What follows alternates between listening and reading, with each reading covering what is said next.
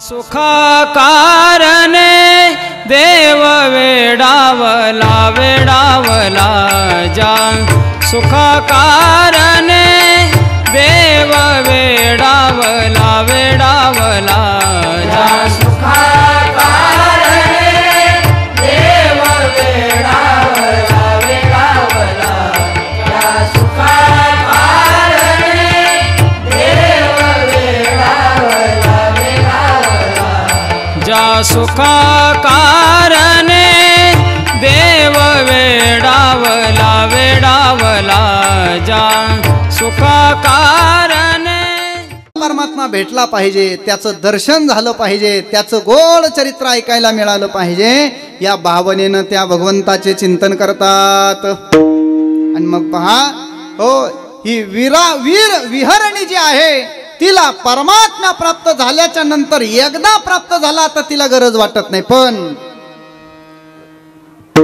जिला विरह निर्माण झालेला आहे तिला मात्र पुन्हा पुन्हा भेटावा, पुन्हा पुन्हा भेटावा, पुन्हा पुन्हा प्राप्त व्हावा याची दिव्य लालसा आहे. मथुरेमध्ये गोकुळामध्ये 3 प्रकारच्या गवळणी राहतात. एक आहे पूर्व रागातली, एक आहे मध्य रागातली आणि एक आहे उत्तर रागातली. पूर्व रागामध्ये असलेली गोपिका भगवान परमात्म्याला विनंती करतात, हे कन्हैया आम्हाला करमत नाही, आम्हाला करमत नसल्यामुळे आम्हाला करमावं, आम्हाला छान वाटावं याच्याकरता तुझ्या जवळ असलेली जी बासरी आहे ना त्या बासरी तू वाजवली पाहिजे. कुणा करता? आमच्या करता. आणि तू जर बासरी वाजवली तर आमच्या अंतःकरणाला बरं वाटेल याच्याकरता तू बासरी वाजव. अरे गोपिकांनी आज्ञा करावी, देवाने ऐकू नये, त्याला काय देव म्हणायचं का? गोपिकांनी आज्ञा करावी, मुरली वाले हो बंसी वाले, मुरली वाले हो बंसी वाले, मुरली वाले ओ बंसी वाले, मुरली वाले ओ बंसी वाले, मुरली बजा दे बंसी सुना दे, मुरली बजा दे बंसी सुना दे, गोपिया कवाली मुरली वाले ओ बंसी वाले, मुरली वाले ओ बंसी वाले. एक नैया तू मुरली वाजवली पाहिजे दादा. तुझ्या मुरलीच्या द्वारा आमच्या अंतःकरणामध्ये दिव्य परम आनंद प्रगट होतो. मैं तो सुध बुध खोई तेरे प्यार में, सब कुछ भूल गई तेरे संसार में, जोत जगा दे प्रीत लगा दे. आणि म्हणून याच्याकरता तो बासरी वाजवली पाहिजे. देवाने ऐकलं, माझ्या भक्तांनी मला आज्ञा केलेली आहे. भगवान परमात्म्याने बासरी वाजवायला सुरुवात केली. भगवान परमात्मे बासरी वाजवायला सुरुवात केल्यानंतर देवाने कशी बासरी वाजवली ऐका. मृदू मधुर मधुर वाजवितो वेणू, मृदू मधुर मधुर वाजवितो वेणू, मृदु मधुर मधुर वाजवितो वेणू, मृदु मधुर मधुर वाजवितो वेणू, मृदू मधुर मधुर मधुर वाजवितो वेणू, मृदू मधुर मधुर मधुर मधुर वाजवितो वेणू, मृदु मधुर मधुर मधुर वाजवितो वेणू, मृदु मधुर मधुर मधुर वाजवितो वेणू. सावळानंदन नंदनाचा, सावळानंदन नंदनाचा मृदू मधुर मधुर वाजवितो वेणू, मृदु मधुर मधुर वाजवितो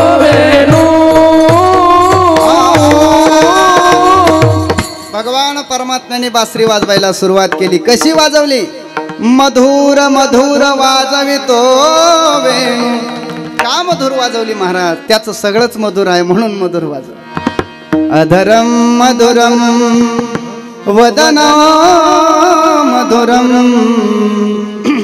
हसितं मधुरं चलितं मधुरं मधुराधिपते रखिलं मधुरं. त्याचं सगळं मधुर असल्यामुळे त्या भगवान परमात्म्याने वाजवलेली बासरी सुद्धा मधुर आहे. वाजवलेल्या बासरीच्या द्वारा, त्या दिव्य स्वराच्या द्वारा त्या विरहिणीच्या अंतःकरणामध्ये घडलेलं परिवर्तन किती महत्वाचं आहे पहा. परमात्म्याने बासरी वाजवली, अंतःकरणाला छान वाटलं, पण काही काळाच्या नंतर विरहामध्ये त्याचं परिवर्तन झालं. आणि काय वातावरण झालंय तिच्या अंतःकरणातलं आहे का? त्या भगवान परमात्म्याच्या बासरीच्या द्वारा तिला विरह निर्माण झाला. आणि तीच गोपिका जी देवाला म्हणत होती बासरी वाजव, त्याच गोपिकानं वर्णन करायला सुरुवात केली. देवा, तुझ्या मुरलीचा ध्वनी अकल्पित पडला कानी, विवळ झाले अंतकरणी, मी घरधंदा विसरले, तुझ्या मुरलीचा सुरतार मी विसरले, देहभार घर सोडून धरिले रान, मी वृंदावनी गेले. हे प्रभू, तुझ्या दिव्य स्वराच्या द्वारा माझ्या अंतःकरणामध्ये तुझ्या वियोगाचं दिव्य भावना निर्माण झालेली आहे. देवा, माझं जगणं संपुष्टात आलेलं आहे देवा, आणि म्हणून तुझ्या बासरीच्या द्वारा माझा संसार उद्ध्वस्त होण्याची वेळ आलेली आहे. हो, तुझ्या मुरलीचा ध्वनी अचानक माझ्या कानावर आल्यामुळे विवळ झाले अंतःकरणी. मनुष्याचं अंतःकरण विवळ कुणाच्याही करता होत नाही. हो, मनुष्याच्या अंतःकरणामध्ये विवळता कुणाच्या बद्दल निर्माण होत नाही. आणि ज्याच्या बद्दल विवळता निर्माण झाली तो परमात्मा आहे. आणि ती विवळ होणं सुद्धा परमात्म्याच्या संबंधाने असेल तर ती सुद्धा तुमची दिव्य साधन आहे. विठ्ठल विठ्ठल.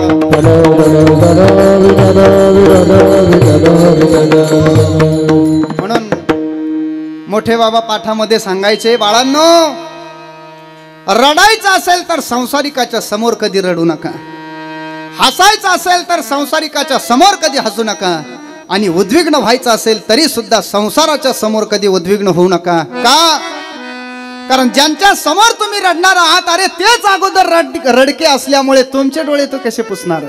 मग रडायचं असेल तर देवाच्या समोर रडा, तुमचं रडणं सुद्धा साधना निर्माण होईल. कबीर महाराजांनी सांगितलं, अरे बाबानो, कबीर कबीर क्या कहते हो, जाओ जमुना तीर, एक एक गोपिन के संग बहे गए कोट कबीर. त्या कृष्ण कुंडावरती, राधा कुंडावरती गोपिकांनी काय करावं? आजही तुम्ही जर तिथे गेलात तर त्या गोपिका आपले केस मोकळे करून भगवान परमात्म्याच्या विरहाने आजही रुदन करतात, रडतात. संसारासाठी आयुष्यभर रडणारे मातीत जाताना आपण पाहिले की नाही?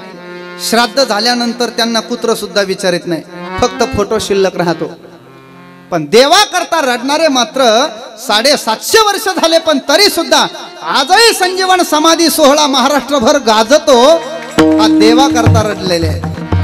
अरे मेल्यानंतर घर रडेल नवल नाही, मेल्यानंतर गाव रडेल नवल नाही, मेल्यानंतर जग रडेल नवल नाही, पण ऐका, आपण गेल्यानंतर जगाच्या मालकाला फरक पडतो.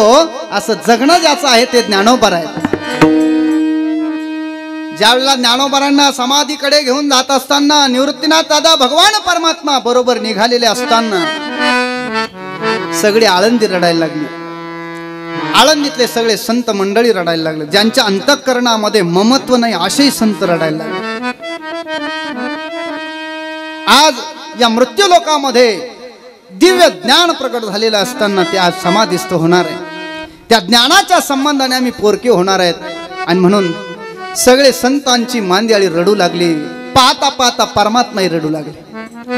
आई साहेबांनी पाहिलं, देवा सगळ्या जगाने रडावं, आपण ते पाहावं, आपण त्यांचे आसू पुसावेत. पण जग रडलं तर चालेल, पण तुम्ही रडता कामा नाही देवा, तुमच्या डोळ्यात अश्रू चांगले दिसत नाही. देवाने सांगितलं, रुक्मिणी हा एकच योगी देखील नयनी. देव बोले रुक्मिणी हा एकच योगी देखील नयनी. याच्या करता रडू नाही तर काय करू. अगं रुक्मिणी हा योगी माझ्या डोळ्यांनी मी पाहिलाय. खेळण्याच्या बागडण्याच्या वयामध्ये यांनी जगाकरता एक दिव्य ग्रंथ निर्माण केला. त्या ग्रंथाचं नाव आहे ज्ञानेश्वरी. ज्ञानेश्वरीच्या द्वारा पहिलं तीराला प्राप्त होणारे अनेक लोक या ग्रंथाच्या द्वारा पहिलं तीराला जाणार आहेत. असा दिव्य ग्रंथ या महात्म्याने तयार केलेला आहे. लक्षात ठेव. याच्या करता रडायचं नाही तर करायचं काय. रात्री 12 वाजता आईनं उठवलं, ज्ञाना तुम्हाला शुद्धीपत्र मिळावं याच्या करता आम्हाला देहांत प्रायश्चित्त घ्यावं लागणार आहे. त्याला ज्ञानाने प्रश्न विचारला, आई आम्ही लहान आहोत, लहान वयामध्ये आईची वडिलांची गरज असते, आई असं नको बोलू. तर त्यावेळेला आईनं सांगितलं, बाळा असंच करावं लागणार आहे. पैठणच्या कर्मठ ब्राह्मणांनी तुम्हाला शुद्धीपत्र मिळावं म्हणून आम्हाला देहांत प्रायश्चित्त सांगितलं, आम्हाला मरावं लागेल. ऐका दादा, आई वडील माय बाप त्याला म्हणतात. आपल्या लेकरांना सन्मानाने जगता यावं याच्या करता आपल्याला मरावं लागलं तरी चालेल, पण मागं फिरणार नाही. ही माय बापाची मुलांच्या विषयी असलेली भावना आहे. आणि मग ऐक ज्ञाना, सकाळ झाल्यानंतर माझी चिमुकली मुक्ती उठेल आणि ती चिमुकली मुक्ताई आवाज देईल, आई. त्यावेळेला ओ देण्याकरता मी नसेल. त्यावेळेला ज्ञाना माझ्या चिमुकल्या मुक्ताईची आई तू व्हायचं बरं का. माझा सोपान देव उठेल, त्या सोपानाला माझी आठवण येईल तर त्या सोपानाची आई तू व्हायचंय. ज्ञानोबा चिमुकले ज्ञानोबरांना सांगतात. माझा निवृत्ती जागा झाला तर त्या निवृत्तीची आई हो. पांडुरंग परमात्मा आई साहेबांना सांगत असताना म्हणतात, अगं रुक्मिणी आईनं सांगितलं या तिघांची आई हो, पण त्या ज्ञानोबाच्या या योग्यांच्या मुखातून शब्द बाहेर पडले काय. तर ज्ञानोबा आईला म्हणाले, आई अगं तू या तिघांची आई हो मला म्हणतेस, पण आई काही असा एक प्रसंग येईल की हा ज्ञाना विश्वाची माऊली झाल्याशिवाय राहणार नाही. आणि अशा विश्व माऊली करता मी रडायचं नाही, रडलं पाहिजे. विवळ झाले अंतःकरणी परमात्म्याच्या वियोगामध्ये हो गोपिका वियोगाने त्रस्त झाल्या. हो कामधंदा विसरून गेल्या. भानुदास महाराजांनी वर्णन केलं, विसरल्या कामधंदा सासू सासऱ्याची नाही मर्यादा. विसरल्या कामधंदा सासू सासऱ्याची नाही मर्यादा. विसरल्या कामधंदा सासू सासऱ्याची नाही मर्यादा. विसरल्या कामधंदा सासू सासऱ्याची नाही मर्यादा. वृत्ती वेधली परमानंदा. पावा घोगडी घेऊन पायी, पावा घोगडी घेऊन पायी. बाबा घोगडी घेऊन पायी, बाबा घोगडी घेऊन पायी. कामधंदा विसरलेली गोपिका अंतःकरणामध्ये विरह निर्माण झाला. आणि शेवटी विरहाचं परिवर्तन हे ज्वरामध्ये झालं. अधिक विरह जर अंतःकरणामध्ये राहिला तर अंग तप्त होतं बरं का. ताप येतो, ज्वर भरतो अंगाला. ज्वर भरल्यानंतर फनफन तापणारी गोपिका तिच्या सख्यांनी पाहिलं, अगं हिचं अंग गरम लागायला लागलंय आणि जास्त काळ अंगावर ताप राहणं चांगलं नाही. ताप जर 2 दिवसापेक्षा जास्त राहिला तर दवाखान्यात जाऊन ब्लड चेक करावं. या गोपिकाला ताप आलेला आहे. सगळ्या गोपिका तिच्या सख्या आजूबाजूला बसल्यात आणि एकमेकीमध्ये चर्चा करत असताना अगं हिचं अंग तापलेलं आहे, काय केलं पाहिजे हिचं अंग शांत होण्याकरता. तर एक म्हणाली, मी असं ऐकलेलं आहे पौर्णिमेचा चंद्र पूर्ण कलेनं युक्त झाल्यानंतर शीतलता प्रदान करतो. मग मला असं वाटतं हिला पौर्णिमेच्या चंद्राच्या शीतलतेखाली बसवलं पाहिजे, हिचा ताप जाईल. त्यावेळेला दुसरी गोपिका म्हणाली, अगं वेडिका खुळी, आता आमोश आहे, 15 दिवस वाट पाहावी लागेल पौर्णिमेची, तोपर्यंत ही जिवंत राहणार नाही. मग मी असं ऐकलेलं आहे, मी असं वाचलेलं आहे की मलयागिरीचा चंदन जर आलं तर त्या मलयागिरीचा चंदनाचा लेप जर हिच्या श्री अंगाला लावला तर हिच्या असलेला जो ताप आहे तो नष्ट होईल. त्यावेळेला दुसरी गोपिका म्हणाली, अगं तू वेडिका खुळी, मलयागिरीचं चंदनाची झाडं म्हणजे वेड्या बाबळीचे झाड आहेत का कुठे उगायला. मग लाखो करोडो झाडांच्या नंतर हिमालयामध्ये एक मलयागिरीचं चंदनाचं झाड मिळतं आणि म्हणून ते शोधायला महिना जाईल, तोपर्यंत ही जिवंत राहणार नाही. एक म्हातारी गवळण होती. ती म्हातारी गवळण म्हणाली, बाजूला व्हा सगळ्या, मी माझ्या पदराने तिला वारा घालते, हिचा ताप नष्ट होईल. पण ती म्हटली, यातलं काहीही करणं योग्य नाही, यातलं काहीच करू नका.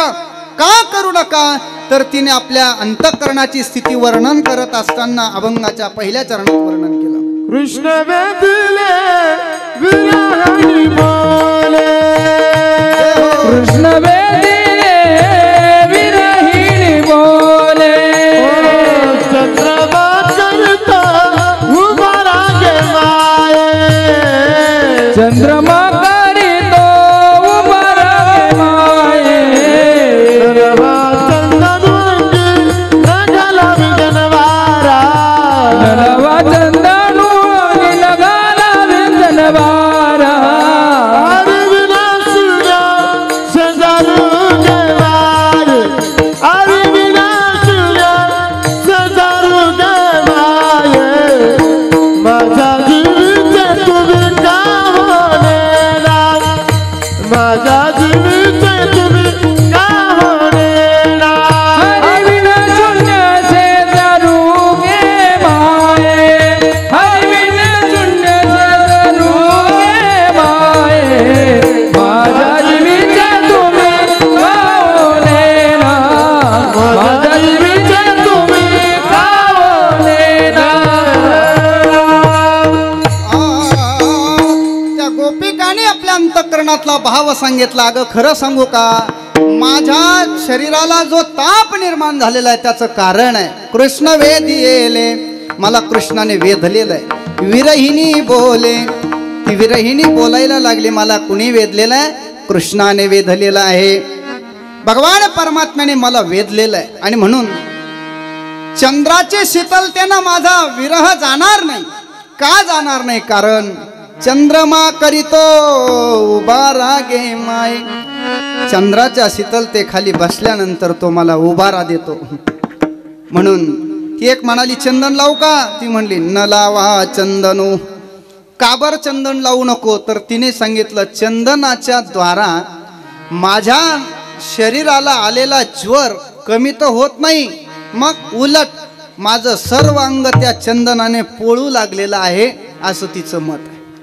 चंदनाची चोळी माझे सर्व अंग पोळी, चंदनाची चोळी माझे सर्व अंग पोळी, चंदनाची जोडे माझे सर्वांग पोळी, चंदनाची जोडे माझे सर्वांग पोळी, मन मारी बेबी बेटवा का कानो, मन मारी बेबी बेटवा का जादवो चांदने राते वो चंदनु, साधे वो चांदने तापे वो चंदनू. हो, चंदनाची चोळी माझे सर्व अंग पोळी. सर्व अंग पोळण्याचं काम चंदनाच्या द्वारा होतं. एक म्हटली मग वारा घालू का, तर ती म्हणली न घाला विंजणू वारा, मग हरी विन शून्य शेजारू गे माये, हरीशिवाय मला सगळं शून्य वाटू लागलं. खरं सांगा, या जगामध्ये हरीशिवाय सगळं शून्य आहे का नाही? आहे का नाही? या देहामध्ये असलेला पंचप्राण जर बाजूला झाला, भगवान परमात्मा जर बाजूला झाला, तर या देहाला काय किंमत आहे सांगा? काही किंमत नाही, शून्यच आहे की नाही? आणि म्हणून हो, या जगामध्ये सत्य काय असेल तर तो परमात्मा आहे, आणि असत्य काय असेल तर हे सगळं आपल्याला जे जे देखणे सकळ ते सगळं मृगजळ आहे. आणि म्हणून या जगामध्ये जर सार काय असेल तर तो परमात्मा आहे. हो, येथे सार भगवंत. आणि संसार कसा आहे? फलकट तो संसार, बरोबर आहे की नाही? आणि म्हणून त्याशिवाय मनुष्याने सत्याचा संग करावा, सत्याच्या सानिध्यामध्ये राहावं. पण माणसं असत्याच्या सानिध्यामध्ये राहून दुःखाला कारणीभूत ठरतात. सत्याच्या सानिध्यामध्ये राहणारे सुखाला कारणीभूत ठरलेले आहेत. विठ्ठला विठ्ठला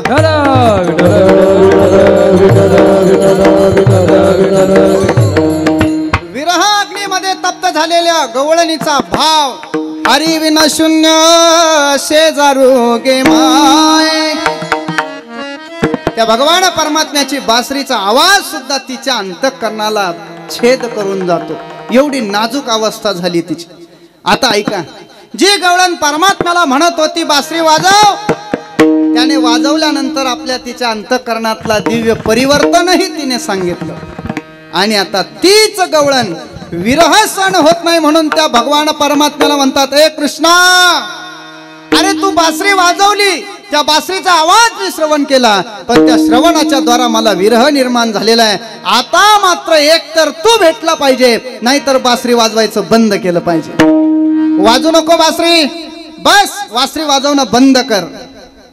ज्ञानोबांनी वर्णन केलेलं आहे, मुरली नको वाजवू मनमोहना, मुरली नको वाजवू मनमोहना, ओ मुरली नको वाजवू मनमोहना, मुरली नको वाजवू मनमोहना, मुरली नको वाजवू मनमोहना.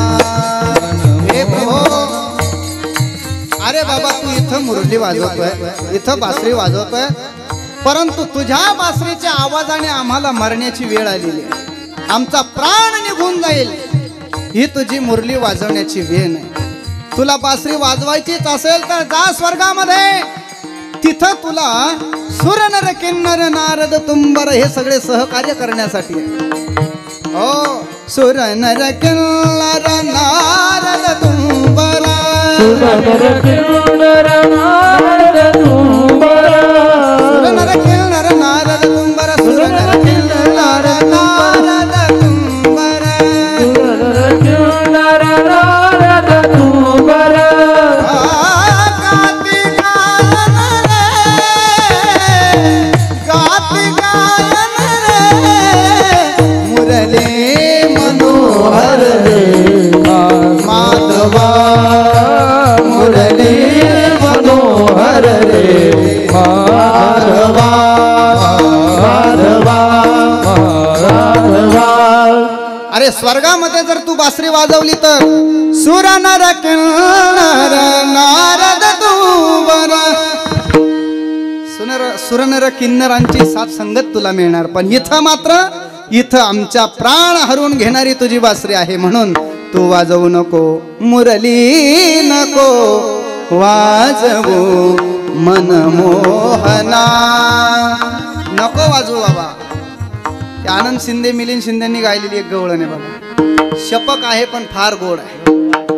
नको वाजवू श्री हरी मुरली, नको वाजवू श्री हरी मुरली, नको वाजवू श्री हरी मुरली, नको वाजवू श्री हरी मुरली. अरे तुझ्या मुरलीने सुद्धा बुध हरली रे, तुझ्या मुरलीने तहान मुख हरली रे. नको वाजवू श्री हरी मुरली रे, नको वाजवू श्री हरी मुरली.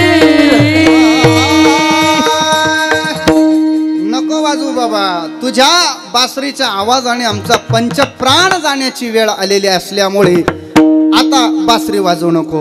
आणि मग भगवान परमात्म्याने बासरी वाजवण्याची बंद केली. पण अंगामध्ये असलेला जो ज्वर आहे तो काही कमी होईना. सगळ्या गोपिका अन्य प्रयत्न करायला लागल्या, अन्य बाह्य उपचार करायला लागल्या. तर ती म्हणते, अगं खरं तर माझ्या शरीराला, माझ्या श्रीअंगाला आलेला जो ज्वर आहे त्याचं खरं कारण तुम्हाला कळालेलं नाही. म्हणून माझ्या अंतःकरणाची काय स्थिती आहे तुम्हाला माहिती नाही. माझ्या जीवीचे तुम्ही का होणे ना, माझ्या जीवात काय चालू आहे तुम्हाला काही माहिती नाही. माझा बळीया तो पंढरीचा राणा. बस तुम्हाला एक वाटत असेल ना ही जिवंत राहिली पाहिजे, हिनं आपल्या बरोबर जिवंत राहून आपल्या बरोबर परमार्थ केला पाहिजे असं तुम्हाला वाटतंय ना, तर ऐका. पौर्णिमेचा चंद्राच्या शीतलतेखाली मला बसू नका. मग हो, मलयागिरीचा चंदनाचा लेप मला लावू नका. आपल्या पदराने मला अंगाई वारा घालू नका. मग करता आलं तर एक करा. काय करा? नंद नंदनु हा गडी गडी आना, नंद नंदनु हा गडी गडी आना, नंद नंदनु हा गडी गडी आना, नंद नंदनु हा गडी गडी आना. तया विन वाचते प्राण ओ माये, तया विन वाचते प्राण ओ माये, तया विन वाचती प्राण ओ माये, तया विन वाचती प्राण ओ माये. बापर कुमादेवी वरू विठ्ठलू गोविंद अमृत पान गे माय माय माय, अमृत पान गे माये, प्राण गे माये, अमृत पान गे माये माये रे.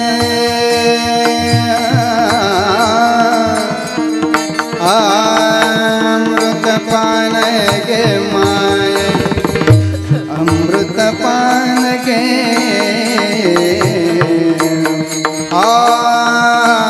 अमृत पान गे माये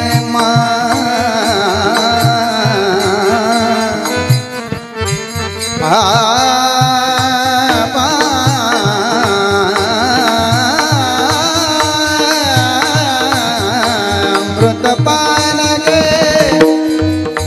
माये,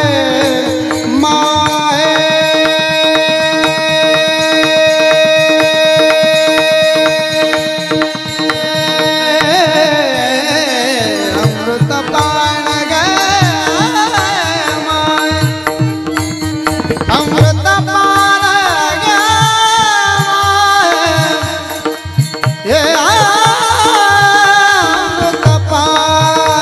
गे माये, अमृत पान गे माये माये,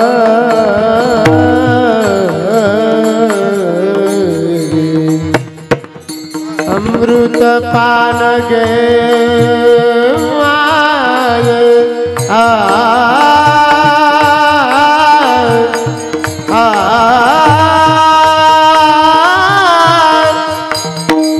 अमृत पान गे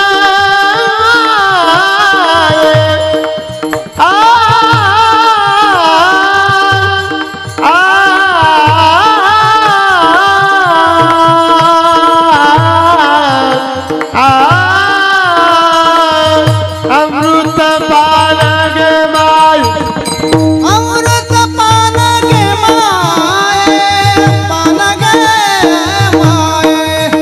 माझ्या जीवीचे तुम्ही का होणे, माझ्या जीवीचे तुम्ही का होणे. त्या गोपिकेनं सांगितलं, बस मी जिवंत राहावी असं वाटत असेल तर ऐका गोपिकांनो. नंद नंदनु हा घडी घडी आना. बस तुम्ही एक काम करा, त्या भगवान परमात्म्याला माझ्या समोर आणा. तया विन वाचती प्राण ओ माय, त्याच्याशिवाय माझे प्राण वाचू शकत नाही.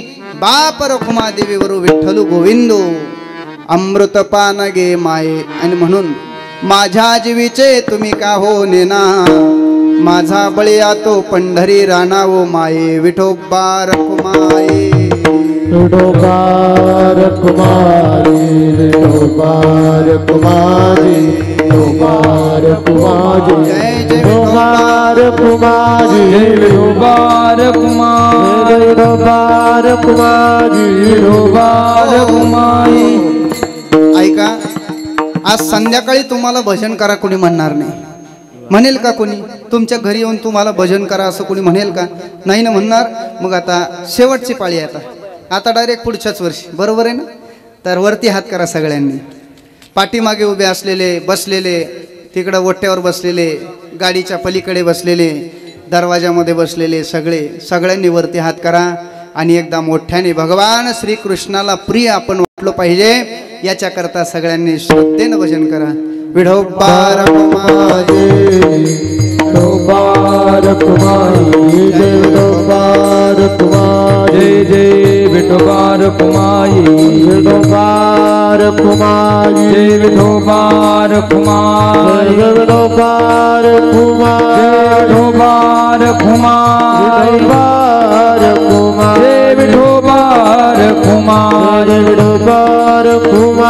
विठोबा रखुमाई, जय विठोबा रखुमाई, जय विठोबा रखुमाई, जय विठोबा रखुमाई, जय विठोबा रखुमाई, जय विठोबा रखुमाई, विठोबा रखुमाई, वरती हात, हरी बोल. रखुमाई, विठोबा जय विठोबा रखुमाई, जय विठोबा रखुमाई, विठोबा, विठोबा, विठोबा.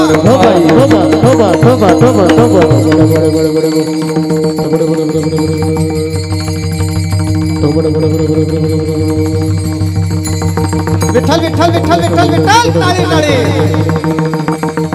टाळी टाळी टाळी. कुंडली कबरदा हरिबोल श्री ज्ञानदेव. सगळ्यांनी म्हणा पंढरीनाथ भगवान की जय, कृष्ण भगवान की जय, गोपाल कृष्ण भगवान की जय, सद्गुरु जोग महाराज महाराज की जय, सद्गुरु माऊली महाराज की जय, सद्गुरु दमाजी बाबा की विठोबा रखुमाई, विठोबा रखुमाई, विठोबा रखुमाई, विठोबा रखुमाई, विठोबा रखुमाई, विठोबा रखुमाई, विठोबा रखुमाई, विठोबा रखुमाई. हरी.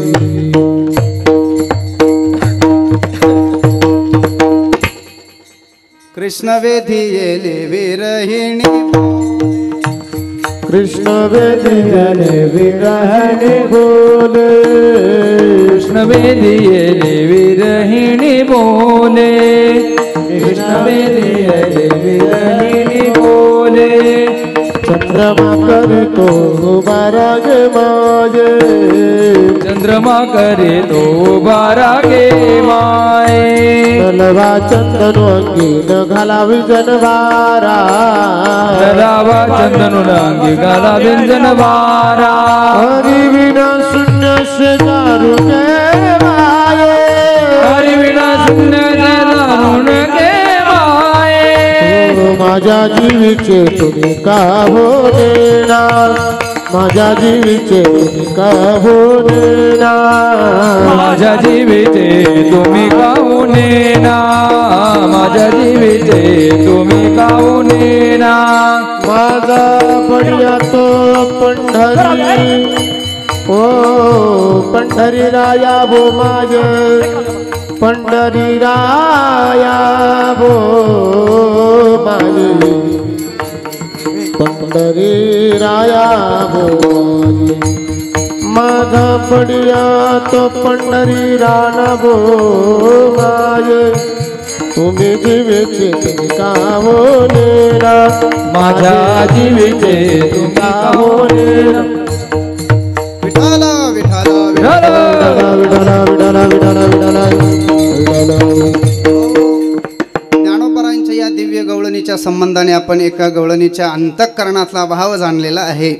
तिला विरह निर्माण झाल्यानंतर अंतःकरणाची स्थिती कशी झाली याचं वर्णन आपण पाहिलेलं आहे. याच्यामध्ये आपल्याला एकच घेता येईल की बस या जीवनामध्ये ना आपल्याला आपला पती सोबत येणार आहे, ना आपल्याला घरदार सोबत येणार आहे, ना आपल्याला आपला परिवार सोबत येणार आहे. नो हे तुझा हा परिवार द्रव्यदारा क्षणभंगूर. म्हणून अंतकाळीचा सोहेरा तुका म्हणे विठू धरा. अशा संबंधाने भगवान गोपाल कृष्ण हाच आपला सखा आणि सोहेरा आहे. या संबंधाने त्याच्या भजनामध्ये आपण आपलं जीवन भजनानंदी बनवावं असं दिव्य आणि सद्भावना या ठिकाणी या गवळणीच्या संबंधाने व्यक्त करतो. आज काल्याचं कीर्तन असल्यामुळे भगवान गोपालकृष्णांचं एक सुंदर लीला तुमच्या समोर मांडतो आणि लीला झाल्यानंतर मग आपण सांगतेकडे वळूया. अगदी 2-3 तासामध्ये आपण तेवढी लीला पूर्ण करू. जमेल ना? जमेल ना? नाही, आता जवळजवळ 12 वाजत आलेले आहेत. सगळ्यांची लक्ष तिकडं स्वयंपाकाकडे गेलेलं आहे नाही का. बऱ्याचशा महिला अशा तिरप्या तिकडं बघायला लागलेल्या आहेत. आहे का नाही. सुगंध असा सुंदर प्रसादाचा सुगंध येऊ लागलेला आहे. आणि म्हणून खांदी भार आणि पोटी भूक आणि मग काय कीर्तनाचे सुख. ब्रह्मज्ञान सांगून काही उपयोग नाही आहे महाराज. म्हणून ऐका, भगवान परमात्मा ज्यावेळेला वृंदावन धामामध्ये गोकुळामध्ये प्रगट होतात त्यावेळेला परमात्म्याचं जे दिव्य आहे ते गोकुळामध्ये आहे महाराज. भगवान परमात्मा प्रगट झाल्यानंतर आपोआप तिथं आनंद प्रगट झालेला आहे. हो, घरोघरी झाला लक्ष्मीचा वास, दैन्यदारीचा त्रास आला किंवा चिंता ते पळाली गोकुळा बाहेरी, प्रवेश भितरी केला देवे. अन्य व्यवस्थेनं आपल्या अंतःकरणामध्ये कधी आनंद प्रगट झालेला कधी पाहिला नाही. पण भगवान परमात्म्याच्या प्राकट्याने मात्र प्रत्येक साधकाच्या अंतःकरणामध्ये आनंद प्रगट झाल्याशिवाय राहिला नाही. नंद के आनंद भयो जय कन्हैया लाल की. नंद के आनंद भयो जय कन्हैया लाल की. नंद के आनंद भयो जय कन्हैया लाल की. नंद के आनंद भयो जय कन्हैया लाल की. हाथी घोड़ा पालकी हो जय कन्हैया लाल की. हो हाथी घोड़ा पालकी जय कन्हैया लाल की. हाथी घोड़ा पालकी जय कन्हैया लाल की. हो हाथी घोड़ा पालकी जय कन्हैया लाल की. नंद के आनंद भयो जय कन्हैया लाल की. हे आनंद उमंग भयो जय कन्हैया लाल की. नंद के आनंद भयो जय कन्हैया लाल की. हे नंद का आनंद भयो जय कन्हैया लाल की. बोल कृष्ण कन्हैया लाल की. प्रगट झाल्यानंतर प्रत्येक वृंदावनामध्ये गोकुळामध्ये आनंद